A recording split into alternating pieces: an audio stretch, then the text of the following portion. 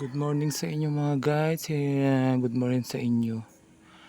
Pakita ko yung aking ubas na inaatake ng ng mga uod.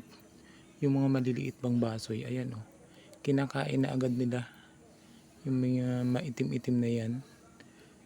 Kinakain na ng uod. Kaya ating lilinisan. Mahalaga talaga na nalilinisan natin yung ating mga biris. Pag hindi natin namalayan, inuubos na ng mga uod. Yung basoy na uod. Ayan o, katulad nito o.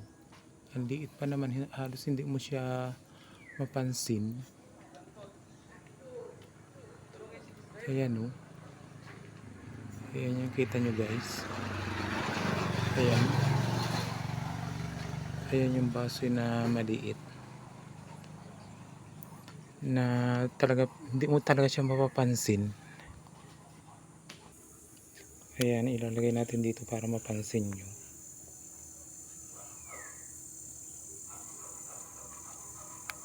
Ayan. Ganyan lang siya kaliit o. Ang uod niya.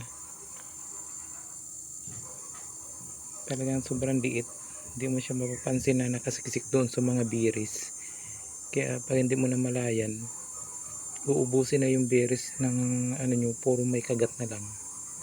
Pero dire-diretso pa rin siyang lumalaki yung mga biris. Pero yun nga, may kagat na.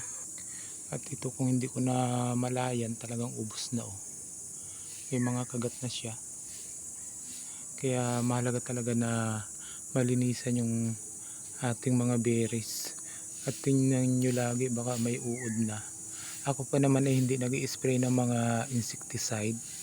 Kasi gusto ko talaga ito ay pure na organic. Ayan o, marami na siyang itim-itim doon. Sa taas, yan mga may kagat na siya.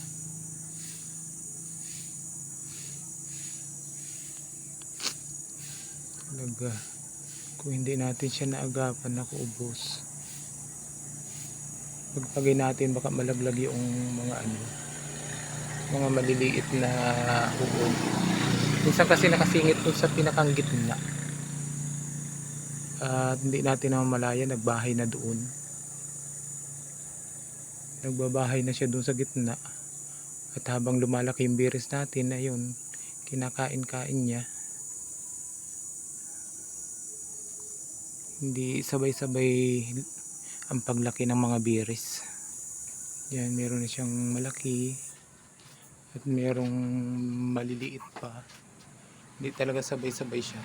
Merong magbublong pa lang, tapos merong malalaki na yung biris.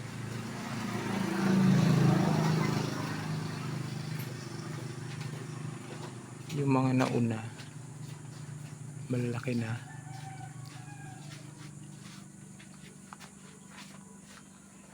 Ayan.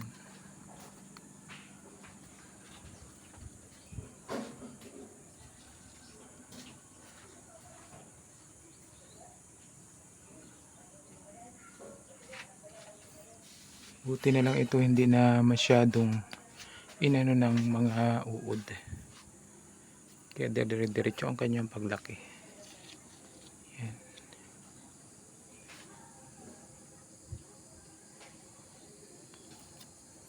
Pero ito at least na linisan na natin yung pinakang gitna. Minsan kasi yung mga natitirang mga flowers niya nandun sa gitna lang. Kaya kailangan nating linisin. Gawa ko lang naman, nililinis ko. Kumukuha ko nung tuyo na yung magtawag doon. Yung ganito, yung kumakapit. Tapos yun lang, inaano ko lang doon sa gitna. Yun ang inapantanggal ko ng mga maiitim na natitirang mga flowers. Yun hanggang sa yung kasi nakaka-attract dun sa mga sa mga uod. Pag nandun pa yung mga natitirang flowers niya. At saka maganda tingnan pag malinis. Malinis yung kanyang pinakang gitna. Ayan. Diba? Yan lang po guys. And God bless po sa inyo. Salamat po sa panonood.